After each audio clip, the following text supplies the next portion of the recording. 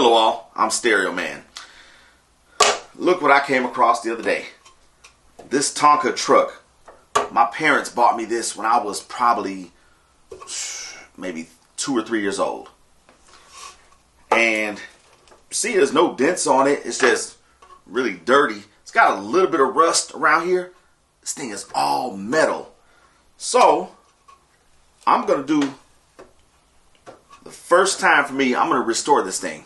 Now it's not gonna be in depth like rescue and restore. It's not gonna be like that, but I'm gonna get this thing looking like new.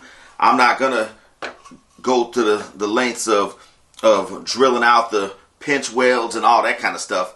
But I am gonna get this thing cleaned up, sand it down, repaint it. I'm gonna take this glass or plastic out of here, clean that up inside and out, and then I'm gonna see about getting some new Tonka stickers for this thing. And then what I'm also gonna do is I'm gonna repaint where it says Tonka on the tires, and then also gonna take the axles off and respray these rims yellow too.